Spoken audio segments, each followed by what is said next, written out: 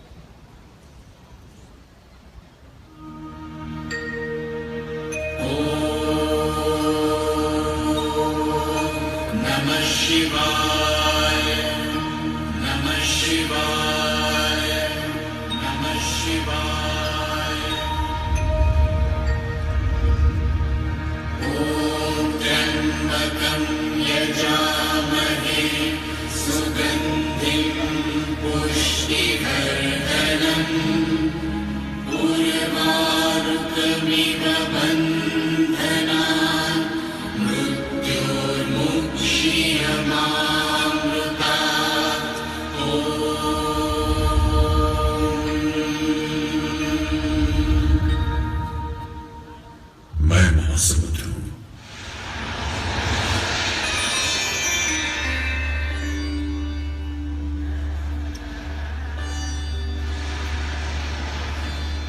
पश्चिम भारत के किनारे गरजता हुआ महादेव सोमनाथ और महातीर्थ प्रभास के साथ न जाने कितने युगों को देखता आ रहा हूं।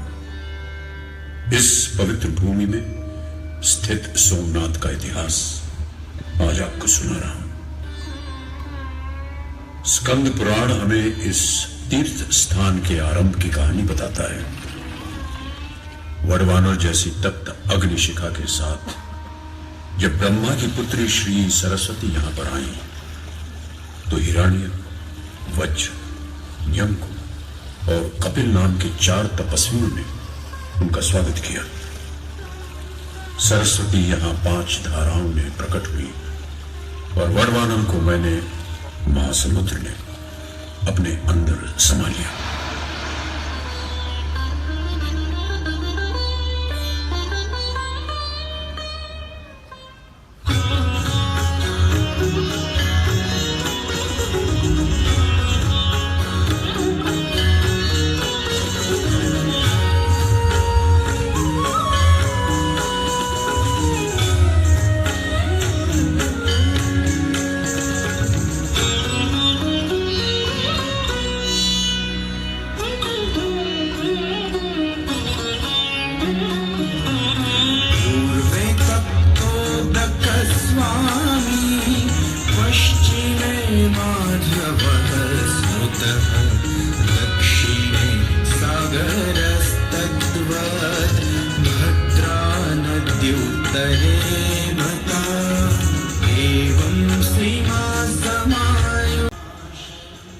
और ये सुंदर दिखने वाला सोम।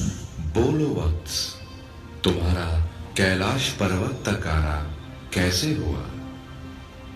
हे देवों के देव, प्रणाम। मैं ऋषिवर अत्रि और देवी अनुसुया का पुत्र सोम हूं। दक्ष प्रजापति ने मुझे क्रोधित होकर श्राप दिया है कि मुझे क्षय रोग हो जाए। भगवान, मुझ पर दया कीजिए। मैंने सिर्फ रोहिणी से अधिक प्रेम किया और अपनी शेष पत्नियों से दूर रहा। यह शाप उसी का परिणाम है। यह शाप नहीं, आशीर्वाद है सोम। जाओ, कृतस्मर पर्वत के पास एक पुराना तीर्थ स्थान है, वहां जाकर तपस्या करो तुम्हें इस रोग से मुक्ति मिलेगी। प्रणाम महादेव, प्रणाम। इस पूरे ब्रह्मांड को चलाने वाले आप ही हो, आपको मेरा प्रणाम। फिर इसी जगह पर सोम ने 1000 साल तक तपस्या की और सोम को श्राप से मुक्ति मिली। उसे फिर से अपना तेज यानी प्रभा प्राप्त हुई और इसीलिए इस जगह को प्रभास नाम मिला। और क्या त्रिवेणी संगम वाला ये स्थान सिर्फ एक तीर्थ स्थान ही है? नहीं, ये तो भारतीय जीवन शैली की विशेषता का प्रतीक है। जीवन और जीवन दर्शन, जीव और शिव, हर और हरि की आराधना का स्थान है। अंधेरे से प्रकाश की ओर ले जाने वाला रास्ता है ये उस परम सत्ता की उपासना है, मनुष्य जिसका एक अंश है।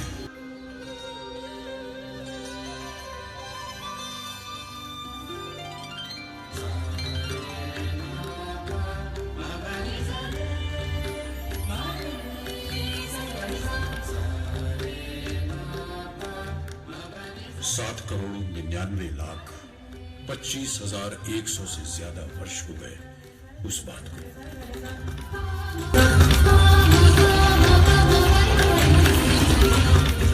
वैवस्वत मनवंतर के त्रेता युग में श्रावण महीने के शुक्ल पक्ष में सोम ने अपने इष्ट देव सोमनाथ के लिए एक भव्य स्वर्ण मंदिर का निर्माण कराया, जो प्रतीक है श्रद्धा, भक्ति और कृतज्ञता का।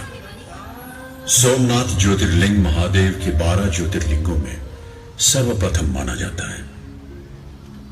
भगवान शिव के 12 ज्योतिर्लिंग हैं। सोमनाथ गुजरात में, मल्लिकार्जुन आंध्र प्रदेश के श्रीशैलम में, महाकालेश्वर और ओंकारेश्वर मध्य प्रदेश में, केदारनाथ हिमालय में, त्र्यंबकेश्वर, भीमाशंकर और घृष्णेश्वर महाराष्ट्र में, विश्वनाथ काशी उत्तर प्रदेश में, नागेश्वर द्वारका गुजरात में, बैद्यनाथ झारखंड में और रामेश्वरम तमिलनाडु में स्थित है।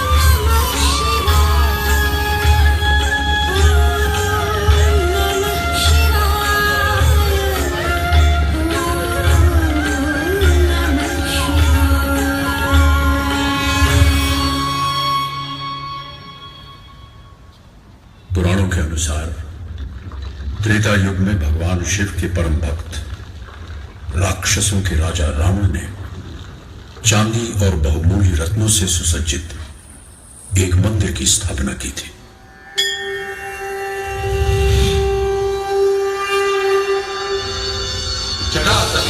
जल प्रवाह पावितस्थले करेवलंब्य लंबिता भुजंग तुंग मालिका दमट्टमट्टमट्टमन्निनादवट्टमर्वयं चकार चंड तांडवं तनोतु न शिव शिवम् जटाकटा समप्रम निलिम्ब निर्जरी विलोल वीचि वल्लरी विराजमान मूर्धनि गगस्तगज्ज्वल ललाट पट्ट पावके किशोर चन्द्रशेखरे रति प्रतीक्षणं नंदनी विलास बंधु बंधुर स्वस्तिगंत संतति प्रमोदमान मानसे कृपा कटाक्ष धोरणी निरुद्ध दुर्धरापति पचिदिगंबरे मनो विनोद मे तमस्तुनि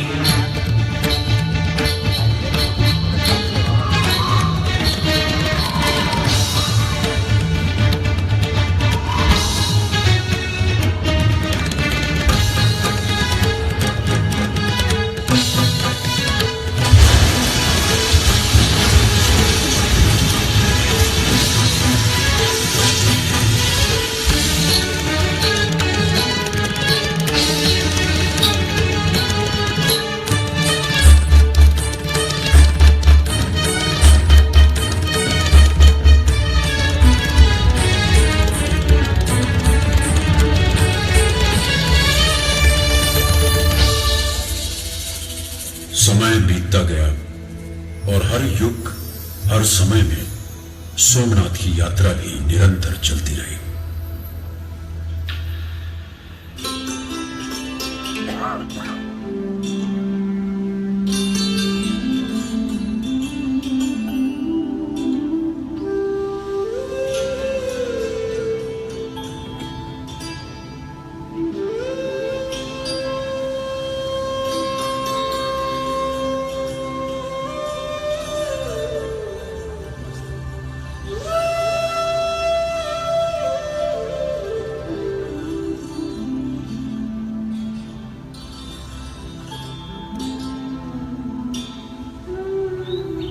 सुना आपने श्री कृष्ण की बंसी का स्वर। यही हिरण्य नदी के किनारे जरा नाम के पारधी ने श्री कृष्ण को बाण मारा और यहीं पर श्री कृष्ण ने अपना देह त्याग किया। पर वो तो श्री कृष्ण की बस लीला थी। कृष्ण तो स्वयं मृत्युंजय है, उन्हें कोई मार नहीं सकता। उनके जीवन का संदेश भी तो यही है, आत्मा अजेय है, अमर है, वो कभी नहीं मरती। राधा के प्रेम में समर्पित हो जाने वाले, सुदर्शन चक्र उठाने वाले और कुरुक्षेत्र में गीता का प्रबोधन करने वाले, सत्य, प्रेम, भक्ति और शक्ति के पुजारी श्री कृष्ण महाभारत युग ईसा पूर्व 3102 में चैत्री शुक्ल प्रतिपदा की दोपहर 2:27 में इसी जगह अपने मानव शरीर को छोड़कर चले गए। हरि और हर के मिलन की ये एक अद्भुत कहानी है।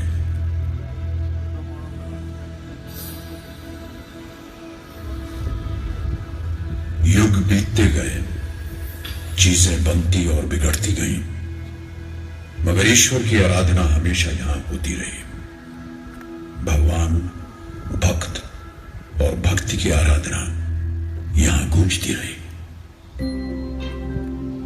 स्कंद पुराण के अनुसार दूसरी सदी की शुरुआत में भगवान शिव के भक्त पाशुपत ब्राह्मणों ने यहां शिव समुदाय को मजबूत किया। 349 ईस्वी में प्रभास बंदरगाह में व्यापार बहुत ही फल फूल रहा था। बाहर के व्यापारी भारत से हीरे जवाहरात, आभूषण और अनमोल कलाकृति खरीदते और बदले में भारत को सोने और चांदी देकर जाते थे।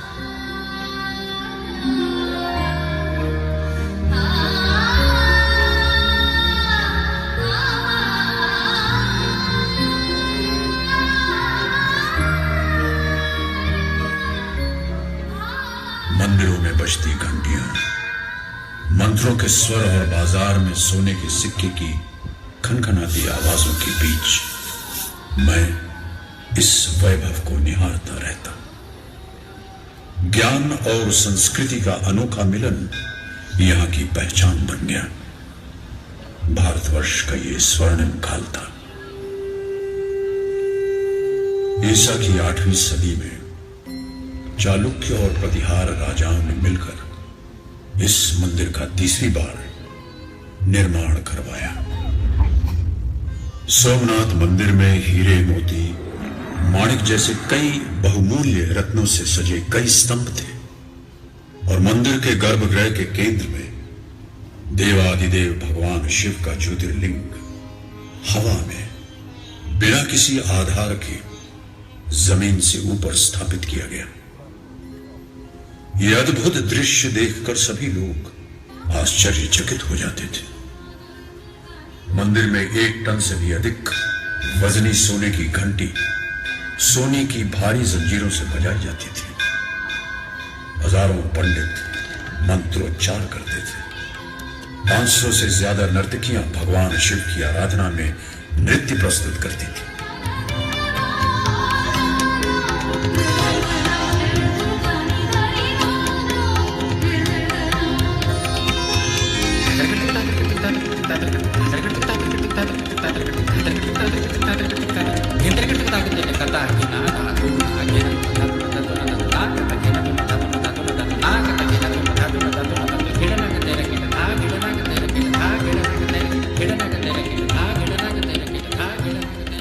संदल और कपूर से वातावरण सुगंधित बना रहता था।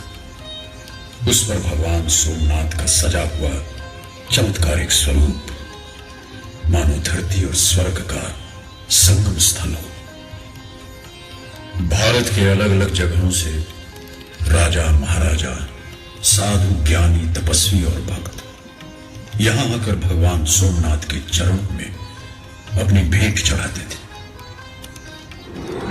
गुर्जर प्रतिहार राजवी नागभट्ट ने मंदिर की मरम्मत करवाकर इस पुण्य तीर्थ को फिर स्थापित किया और सोमनाथ की आराधना की।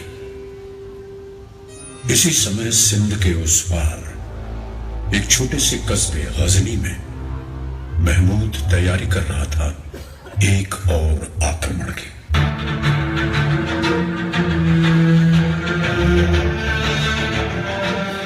सोमनाथ की अपार धन संपदा और मूर्ति तोड़ने की उसकी लालसा उसे इस शिव मंदिर तक खींच लाई।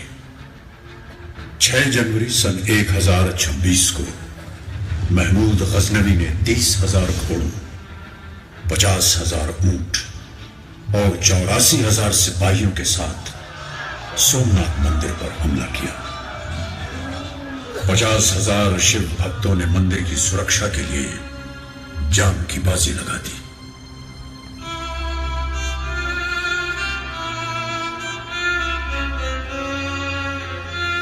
क्रूर महमूद गजनवी की लालसा कम नहीं हुई। वह सोने चांदी रत्न भंडारों और आभूषणों को हजारों हाथियों और ऊंटों पर लाद कर ले गया। नहीं लूट पाया सोमनाथ की महिमा और उसकी सांस्कृतिक धरोहर जो हमारी सबसे बड़ी संपत्ति है।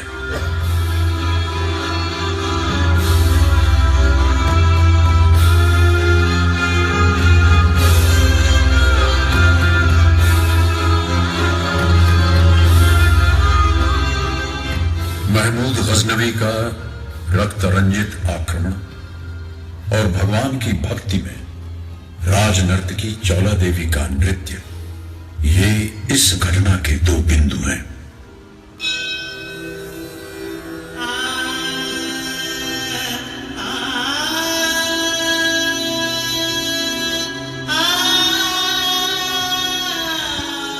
महारानी चौला देवी एक नर्तकी थी जो अपने नृत्य से नटेश्वर की पूजा करती थी। महाराज भीमदेव से उनका विवाह हुआ और वो महारानी चौला देवी को अपने महल ले गए। पर महारानी चौला अपने देव के दर्शन और सेवा के बिना नहीं रह सकती थी। इसलिए वो राजमहलों का सुख छोड़कर फिर से भगवान सोमनाथ की सेवा में लौट गई। उन्हीं के चरणों में नृत्य किया, वही उनका अंतिम नृत्य था।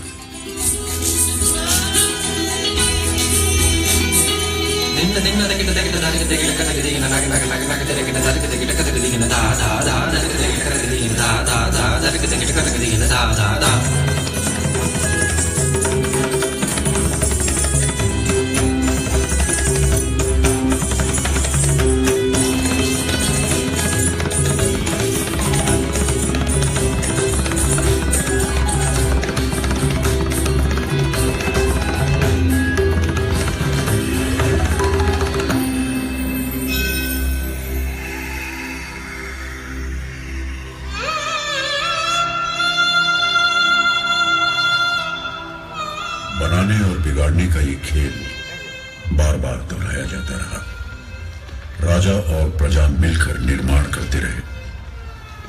राजवी कुमारपाल के समय में जैन आचार्य हेमचंद्र सूरी और शैव गुरु भाव बृहस्पति ने मिलकर सोमनाथ के जीर्णोद्धार का संकल्प किया और कुमारपाल ने सम्मति दी।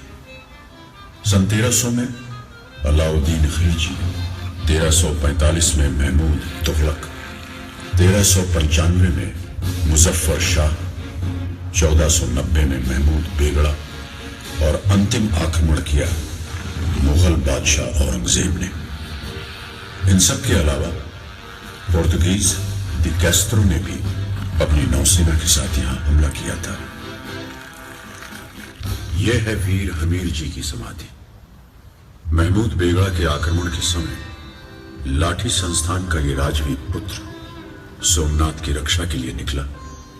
रास्ते में वेगड़ा भील ने उसका साथ दिया।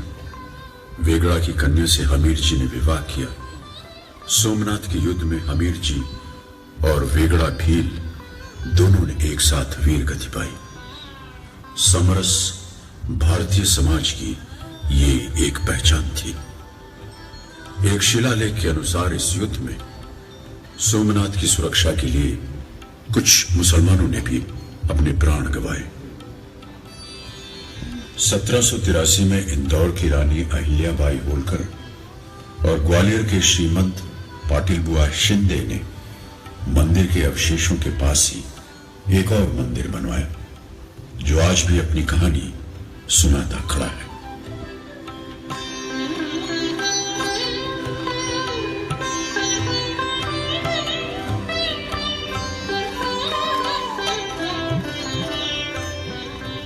आदि शंकराचार्य से लेकर स्वामी विवेकानंद ने इस पवित्र भूमि की यात्रा की। मुझे आज भी स्मरण है वो पल जब 1892 की एक दोपहर टूटे और बिखरे हुए जमीन के टुकड़ों के बीच स्वामी विवेकानंद जी ने आंख बंद करके भारत माता का साक्षात्कार किया।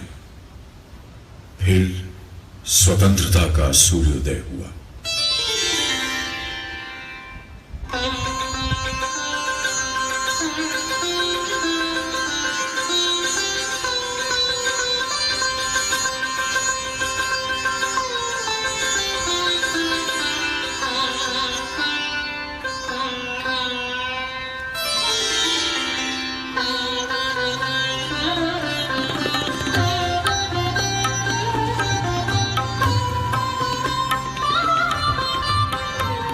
भारत आजाद हुआ।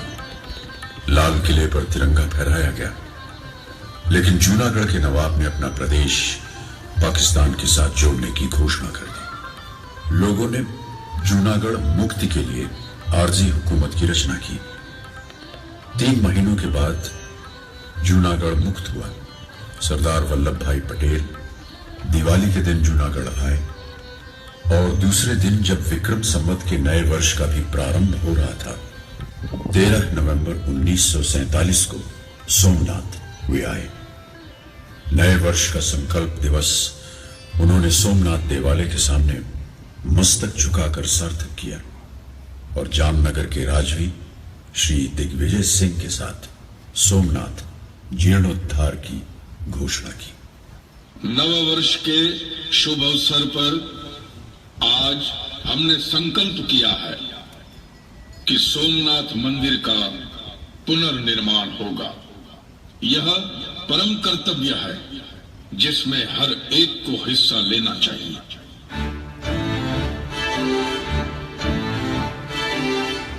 टूटे हुए मंदिर का पुनर्निर्माण विनाश से फिर सृजन तक पहुंचने वाली भारतीय सांस्कृतिक परंपरा का एक महत्वपूर्ण संकेत था। 11 मई 1951 को हमारे प्रथम राष्ट्रपति डॉक्टर राजेंद्र प्रसाद ने ज्योतिर्लिंग की प्राण प्रतिष्ठा की। सरदार वल्लभ भाई पटेल, श्री कन्हैया लाल मुंशी, जामनगर के राजवी श्री दिग्विजय सिंह और श्री ढेबर भाई जैसे अनेक महापुरुषों के संकल्प का परिणाम है आज का परम दिव्य भव्य सोमनाथ। सोमनाथ मंदिर का निर्माण हो या मंदिर परिसर में अलग अलग स्थानों का निर्माण कार्य, शिखर, ध्वजारोहण, सभा मंडप, कलश प्रतिष्ठान, दिग्विजय द्वार, नृत्य मंडप, सरदार श्री ताम्र प्रतिमा, वल्लभ मार्ग, ज्योति मार्ग, दिशा सूचक स्तंभ, कैलाश मेरु, महाप्रासाद, सरदार और सोमनाथ स्थायी प्रदर्शन, कदम्ब वाटिका, श्री कृष्ण निज धाम तीर्थ, देहोत्सर्ग तीर्थ से परशुराम क्षेत्र तक की विकास यात्रा पथ निर्माण, महाप्रभु जी की बैठक का नव विकास, संकीर्तन सभागृह, नवनिर्मित त्रिवेणी घाट, अतिथि गृह, वीर हमीर जी गोहिल की पंचधातु से बनी प्रतिमा की स्थापना और संस्कृत विद्यापीठ, ये सभी उपलब्धियां सोमनाथ न्यास के प्रयासों का परिणाम है। 31 अक्टूबर 2001 को श्री सोमनाथ ज्योतिर्लिंग प्राण प्रतिष्ठा की स्वर्ण जयंती वर्ष के उत्सव में उस समय के प्रधानमंत्री श्री अटल बिहारी वाजपेयी ने कहा कि सोमनाथ भगवान की मूर्ति की प्रतिष्ठापना को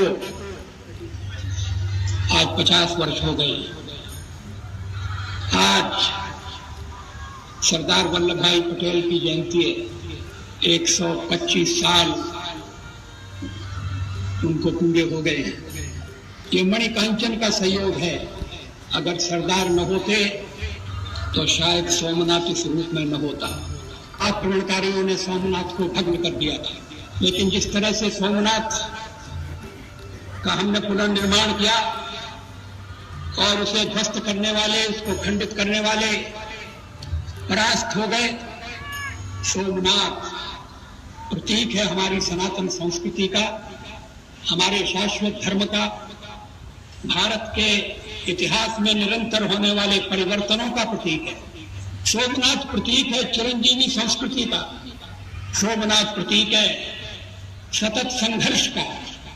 सोमनाथ प्रतीक है हमारे राष्ट्रीय स्वाभिमान का।